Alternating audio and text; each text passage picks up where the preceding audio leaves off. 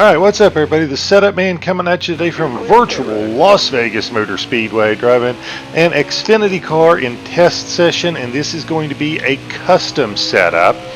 I have ran a 30.4 with this setup. Now if you look at the top left, my all-time best is a 30.387. I'm not sure if that was a low fuel run or if that was draft aided or what the deal was with that one, but this one 30.4 is as good as I can do with it, and this is an updated setup. I think my old Las Vegas setup was like a 30.7 or 30.6, so this one is quite a bit better than that.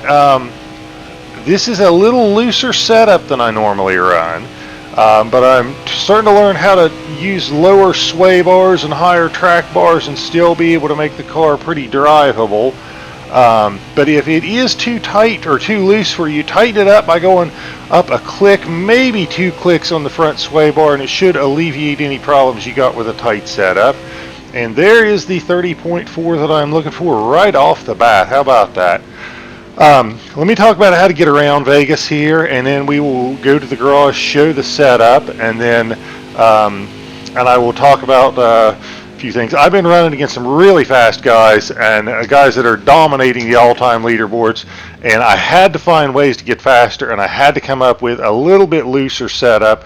So if this gives you problems with being too loose, again, front sway bar, go up 1 click, 2 at the most, and you should be fine. Here is turn 3, and to me, this white line that's right in front of me going across the track, that is the start of turn 3. That is where I am coming off the wall and starting into the arc of the turn. Now, I am not lifting here. When the tires are fresh, I will really, I might lift where I'm only on the throttle maybe 90% or so, but I don't even know if you can hear it in the audio or notice it on the tachometer, but I'm really not off the throttle now. Now as the tires wear, I'll lift a little more, but the key to turn 4, or a couple keys, are: one is you got to start it back there at that white line. You got to start it early. You got to get the car to rotate early. You got to get it down to the bottom line pretty quickly, and when I say the bottom line, you got to get it right down here on this white line if you want to get your absolute fastest lap.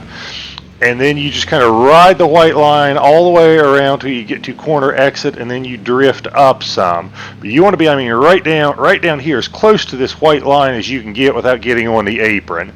And again, you really don't lift. You're maybe on the throttle 90% by just lifting a little, but on fresh tires, you are flying.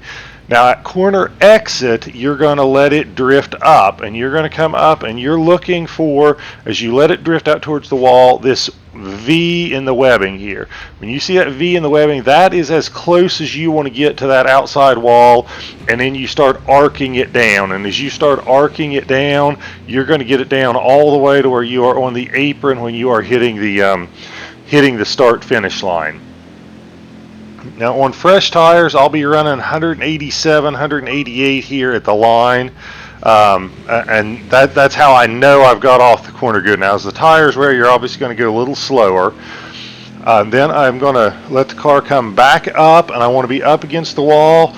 And again, this is the start of turn 1, right here at this Las Vegas sign. At this sign, I am lifting, and I am basically all the way out of the gas, and it's a similar concept. You got to get the car to the bottom. You got to get it there in a hurry. I try to make a conscious effort to really be quick with the wheel, because I want to get that car to the bottom in a hurry. And when I lift, I'm off the throttle for, I don't know, a second, maybe less, but when I lift, I'm really turning the wheel kind of quick, kind of hard to get it down here to the bottom.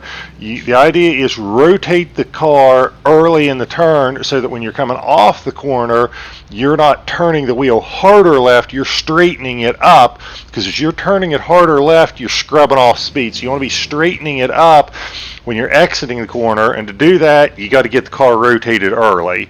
I hope that makes sense. But as far as the line through 1 and 2, similar concept. You got to be right down here on this white line to run your absolute best lap. If you are running here versus here, it's going to be a tenth on the stopwatch, if not a tenth and a half.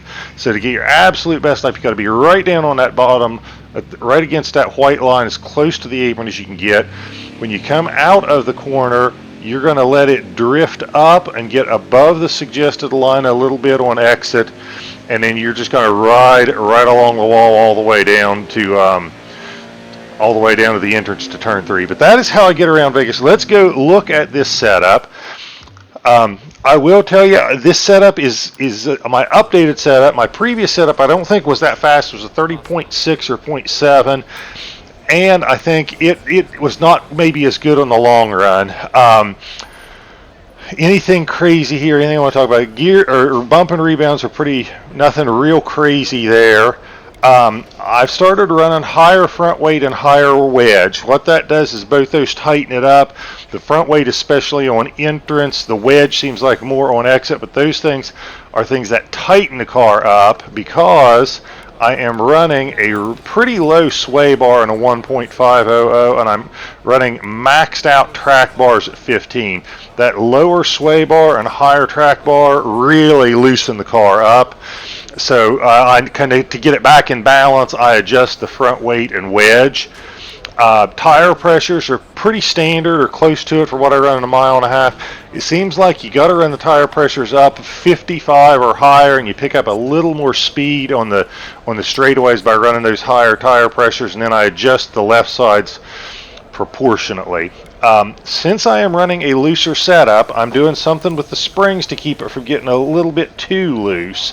I am going down on the right side springs about 20 pounds on a lot of setups now, and what that's doing is that's giving you a little tightness in the car by having that right side spring lower than the left, and that basically that basically kind of offsets some of the other things you do to make it loose. It's not huge, but it just seems like it makes a little bit of a difference and gives you that little bit of extra grip that you need. Other things that are different, the wheel lock. I think the default is like a 12, and I used to always run an 8 or a 10 or a 12. I'm running a much lower wheel lock. The wheel lock is when you turn your wheel or controller all the way left or right, it's how much of an angle the tires turn to the left or the right. So if you have it at a 12, it's really turning them at a pretty hard angle to the left or right, versus a 5 is less of an angle. And what this does is it keeps the car, to me, from getting too loose, because if you're going through a corner and you've got the wheel turned as hard as you can to the left, that means if you've got a wheel lock at 12, the tires are really turned left, and when they catch traction, it's going to want to jerk you left really hard and make you loose. So this seems like it makes it a little more stable, especially when you're trying to turn the wheel pretty hard. Steering offset, that is really low. Steering offset is if you've got your wheel or controller pointed straight, are the tires straight, and 0.025 means they are not, means they are slightly offset, angled to the right. And I think what that really does is, since there is banking on the straightaway, having those tires offset a little bit allows you to drive down the straightaway with the wheel straight instead of having to turn it into the banking to keep it going straight. But from a handling perspective, what it seems to do is lowering that number seems to make the car turn into the corner better. So if it's turning in like too good, or you're hitting the apron, or it's too loose on entry, go up on that and it'll tighten it up a little bit. But I feel like this gives me a better corner entry. This is a 3-gear setup, but not a traditional one. This comes out to, I think, a 3.174 gear ratio, but you get there by running a third gear of 0.6 and then a rear end ratio of 5.29. Looks really weird, but if I didn't show you these gears and just said run this and it's a 3-gear setup, it would feel like about any other 3-gear setup, but it just looks really odd because you've got a third gear of 0.6. So that is it. My final comment again is I'm trying to run a little bit looser setups because I feel like I can gain a little bit of speed that way. But if this is too loose for you, go up 1 click on that front sway bar, 2 at the most, and you'll notice a pretty significant difference.